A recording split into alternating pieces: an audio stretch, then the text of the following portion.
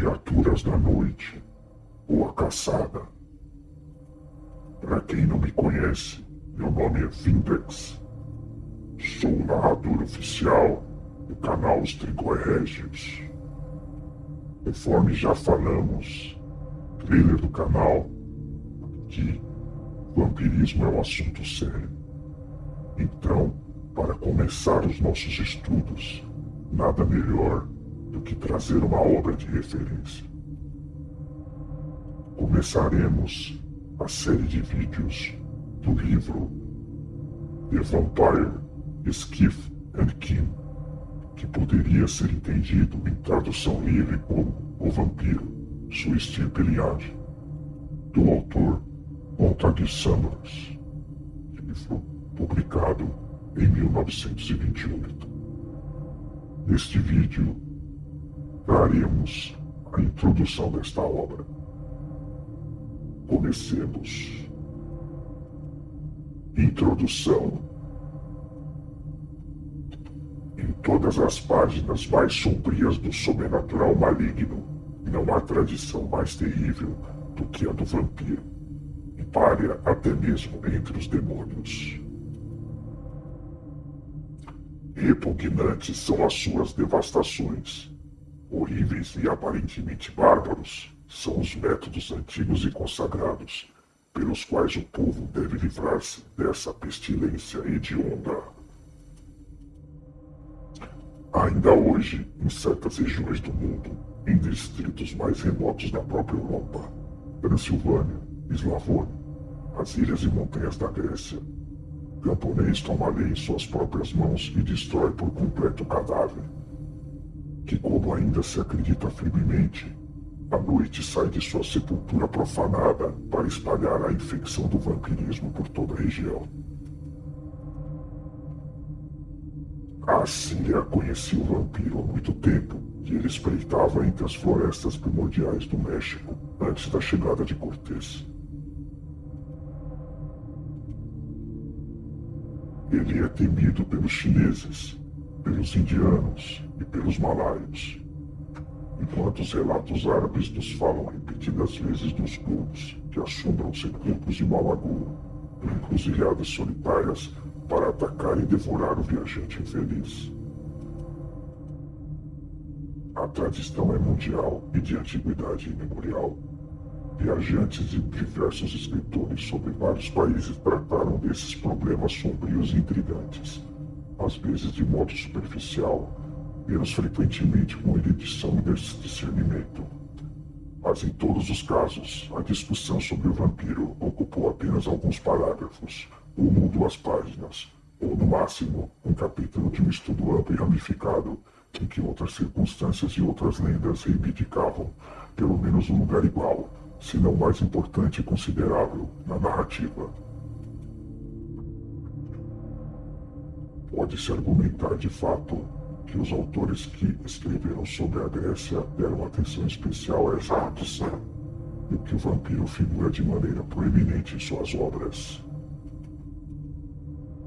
Isso é verdade, mas por outro lado, o Tratado de Leone Alati e Graecorum Odi Corundum Opinionibus, de 1645, é de considerável raridade, assim como mesmo volumes como a obra do padre François Richard, Relation de ce qui s'est passé depuis Remarquable à Saint-Rémy, de 1657, e o Voyage au Levant, de 1705, de Paul Lucas, e da Relation do Voyage du Levant, 1717, de Tournefort, embora talvez não sejam de todo incomuns e certamente bastante conhecidos de reputação, encontram-se geralmente em todas as bibliotecas. O estudo do vampiro grego moderno na obra Modern Greek Folklore and Ancient Greek Religion, do Sr. J. G. Lawson, tomou, é claro, o seu lugar como um clássico. Mas, salvo de modo incidental de passagem, o Sr. Lawson não aborda a tradição em outros países e em outras épocas, pois isso está fora do seu âmbito. Para o fim do século XVII, e ainda mais particularmente durante a primeira metade do século XVIII, quando na Hungria, Morávia e Galícia, parecia haver uma verdadeira epidemia de vampirismo, cujos relatos se espalharam por toda parte, chamando a atenção de cúrias e universidades, de eclesiásticos e filósofos, de eruditos e homens de letras, de jornalistas e virtuosos de todas as terras.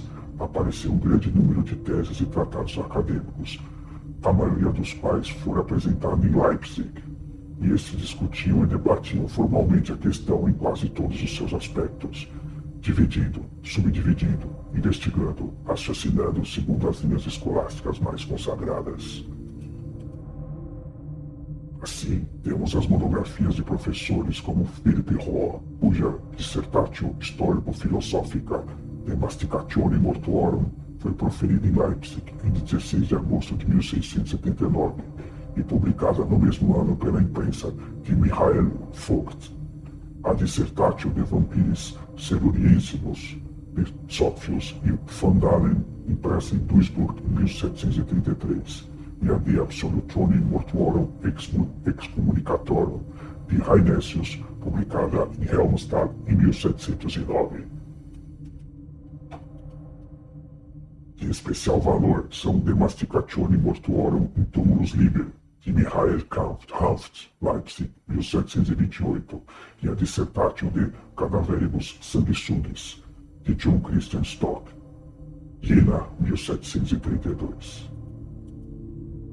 Essas dissertações, contudo, são extremamente raras e dificilmente se encontram, ao passo que, mesmo uma bibliografia tão enciclopédica quanto a de Cahiers, não inclui nem Philipp Rohr, nem Michael Hanft, nem Stock, todos os quais certamente deveriam ali ter encontrado lugar.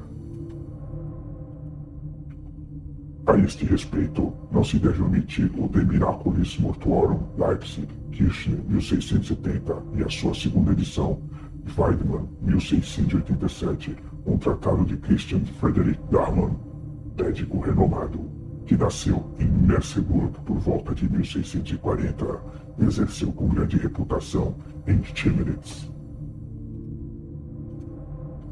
Darman discute muitos detalhes curiosos e continua a reunir uma coleção tão vasta de notas que, após a sua morte, foi publicada em 1709 em Dresden por Zimmermann, uma edição muito ampliada de sua obra Exornatum, que o Desideratum et Expeditum, Beato Autoris Obito Interveniente. Durante o século XVIII, a tradição do vampiro foi tratada por dois autores célebres, ambos os quais se concentraram nela como seu tema principal, a saber, Dom Augustin Calmet, OSB, em sua dissertation sur les apparitions des anges, des démons et des esprits, et sur les revenants et vampires de Hongrie, de Bohême, de Moravie e de Silésia, Paris, 1740, e Giuseppe Davanzati, arcebispo de Trante e patriarca de Alexandria, em sua Dissertazione sopra i vampiri, em Nápoles, 1774. Como já examinei muito detidamente ambas essas obras importantes, elas não requerem aqui mais do que uma simples menção. De data posterior, encontramos em francês alguns livros como Histoire des Vampires, 1820, do enormemente prolífico Colin de Clancy, a Spectriana, 1817, e Les Honras Sanglantes, 1820, de J.P.R. Cousin, e a Histoire des Fantômes et des Démons, 1819, e a Demoniana, 1820, de Gabriel de Avant. Em inglês, há um pequeno livro intitulado Vampires and Vampirism, do Sr. Dudley Wright, que foi publicado pela primeira vez em 1914, segunda edição, com material adicional em 1924. Pode-se, é claro, dizer que ele não pretende ser mais do que uma coletânea popular e trivial, e que não se deve esperar exatidão em pesquisa do autor de Roman Catholicism and Freemasonry. Seja como for, não seria tarefa fácil encontrar uma miscelânea mais insípida do que Vampires and Vampirism, cujos ingredientes, tanto quanto posso julgar, são manifestamente derivados de segunda e até terceira mão. Dom Calmet, às vezes com e às vezes sem reconhecimento, é frequentemente citado e continuamente mal compreendido. Em que consistem exatamente os materiais adicionais da segunda edição, não posso fingir saber, mas notei que as mesmas anedotas são repetidas. Por exemplo, na página 9 conta-se a história de um pastor de Blau, perto de Kazan, na Boêmia, e disse que o relato foi retirado por intermédio de Calmé, é evidente, de Chartres, antes Charles Ferdinand de Chertz, em sua Marque Apóstoma, publicada em Bournemouth em 1706. Na página 166, essa história, conforme dada por E.P. Evans, em sua interessante obra sobre o processo criminal e a pena de morte de animais, é atribuída a um vaqueiro perto da cidade de Cadan e datada de 1337. As páginas 60 a 62 são ocupadas por uma lenda oriental relatada por Fornari em sua História dos Feiticeiros, com o que presumivelmente se quer dizer a histoire du Ries et Pittoresque des Sociétés Répliques Aumentées par Fornari, Paris, 1846, e outras edições. Um livro geralmente catalogado sob o nome de Girardot, como fazem Caillé e de Brissy, embora este último certamente traga uma referência cruzada a Fornari. Com maior pormenor, o Sr. Dudley Wright narra essa lenda que já contou, páginas 60 a 62, novamente nas páginas 131 a 137. A repetição parece supérflua. Na bibliografia encontramos entradas como Neo Alatius, Enciclopédia Britânica, Fraser's Golden Bowl, Riders Orbicarius, Lego Fragments, William of Newbury, todas as quais não são apenas anti-eruditas e descuidadas, mas inteiramente inúteis do ponto de vista de referência. Também observo erros como Philip Harrius, The Monarchy de Nicolas Remy, Barney the Vampire de Rimé. Quem seria esse Rimé não sei dizer. Barney the Vampire foi escrito por Thomas Prest. Pode-se, penso eu, não injustamente afirmar que a presente obra é o primeiro estudo sério em inglês sobre o vampiro e tradições afins, tanto de um ponto de vista geral, quanto teológico e filosófico. Já observei que seria impossível superar um capítulo como o que o Sr. J.C. Lawson nos deu em seu Modern Greek Folklore and Ancient Greek Religion, livro ao qual, assim como das Volksleben der Neugriechen und das Hellenische Altertum de Bernhard Schmidt, sou profundamente devedor. Mas qualquer exame mais amplo da tradição do vampiro logo se verá exigir uma investigação de lendas, costumes e história que se estendem muito além da Grécia, embora em tal inquérito as crenças e práticas da Grécia moderna devam necessariamente assumir uma importância proeminente e muito substancial. Na presente obra procurei expor o que poderia ser chamado de a filosofia do vampirismo, e por mais pavorosas e macabras que essas coisas possam parecer, senti que aqui não se deve recuar timidamente diante de uma consideração cuidadosa e detalhada das muitas paixões a fim de circunstâncias congruentes que, não pode haver dúvida razoável, ao longo dos séculos desempenharam um papel nada impertinente nem trivial, mas antes muito vital e memorável, na consolidação da lenda do vampiro e na perpetuação da tradição vampírica entre os mistérios mais sombrios e secretos da crença que prevalecem no coração do homem. Em muitos países acredita-se haver uma estreita conexão entre o vampiro e o lobisomem, e observo que apenas toquei levemente nesse ponto, pois estou dedicando um estudo separado ao lobisomem e à licantropia. Vampire, His Kith and Kin será em breve seguido por The Vampire in Europe, obra na qual reuni e trato de numerosos casos de vampirismo antigos e modernos, ilustrando concretamente a difusão e as fases dessa tradição na Inglaterra e na Irlanda, na Grécia e Roma antigas, bem como na Grécia moderna, na Hungria e na Boêmia, na Iugoslávia, na Rússia e em muitas outras terras. Neste volume serão relatados em detalhes casos tão célebres como o de Arnold Paul, Stanoska Sobitsu, Milo o Húngaro, os vampiros de Temeswar, Kisiloa, Morkian, Berwick, a Abadia de Melrose, Crowley Grand e muitos outros.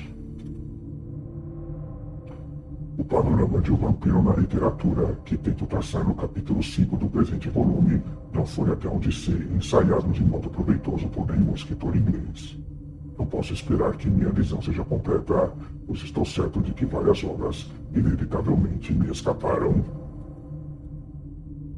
Aqui também nos deparamos com a questão do que notar e do que excluir. Vampirismo é um termo tão amplo que, em certos sentidos, poderia defender-se que abrangesse uma considerável gama de histórias de fantasmas e sagas de bruxaria, em que as vítimas empalidecem, definham e se consomem até caírem em uma sepultura prematura. A escolha é necessariamente algo arbitrária e assim aberta a censuras e objeções, tanto por inclusões quanto por omissões, e ao menos superficialmente, tais críticas dificilmente parecerão um pouco rígidas e injustas. Há uma história de vampiro, uma excelente ficção e admiravelmente narrada, que ouvi há muitos anos e que acredito estar impressa, mas que até agora frustrou completamente todas minhas buscas recentes. Não duvido de que alguns de meus leitores conheçam esse conto. A bibliografia ofereceu suas próprias dificuldades no que diz respeito à escolha dos livros a serem incluídos, e certo grau de seleção pareceu inevitável. Espero ter listado devidamente a maioria das obras que tratam do vampiro e da tradição vampírica com alguma extensão, o que, mesmo dedicando apenas algumas páginas ao vampiro, deram ao assunto uma consideração séria e erudita. Os habitantes da Grove Street, sempre atarefados e ávidos, de tempos em tempos tentaram rabiscar algo sobre feitiçaria, sobre o mundo invisível, sobre artes ocultas, e ultimamente parecem ter sido especialmente pretensiosos e prolíficos. Estou bem ciente de que, em diversas composições triviais e feitas para lucro rápido, pode-se encontrar que, de fato, mais espaço foi dedicado ao vampiro do que é concedido em vários dos volumes que menciono, estudos importantes que cobrem um campo bastante amplo em viagens, folclore e demonologia. Embora, como é óbvio, nem todos os títulos que incluam têm o mesmo valor, mesmo o menos notável possui um motivo particular que justifica a sua presença.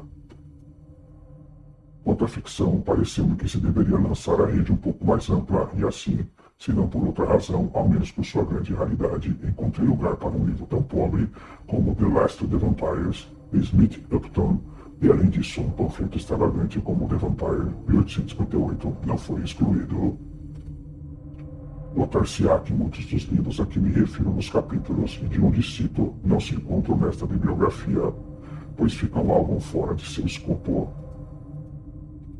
Ademais, enumerar obras de referência e autores clássicos pareceu-me inteiramente supérfluo.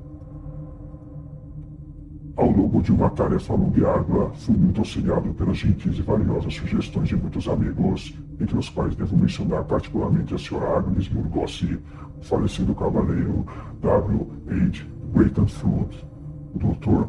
Havelock Ellis, o Dr. House, o Sr. Edward Houghton, o Sr. W. J. Lawrence e o Sr. N. M. Panzer. Sou especialmente grato ao Dr. L. Campan Thompson pela generosa permissão de citar longamente os exorcismos de suas obras clássicas sobre demonologia babilônica e magia semítica. Tanto o Sr. Wilbur Bede quanto seus editores me colocaram sob grande obrigação ao permitir que eu utilizasse tão amplamente sua obra Chinese Ghouls and Goblins, Constable and Company, de 1928. Agradeço cordialmente ao meu amigo, o Sr. Lawrence Hausman, por me conceder permissão para reproduzir ao seu desenho Koshima, assim como a editora Macmillan, que por permissão semelhante no que diz respeito à ilustração de vampiros malaios, que apareceu originalmente em Malay Magic, do Dr. W. W. Skid. O pequeno cilindro, delineado na capa do livro, é uma reprodução da Review de Assyriology, volume 7, que representa um vampiro babilônico. O original encontra-se nas coleções do Louvre. Fim da introdução. Boa madrugada, criaturas da noite.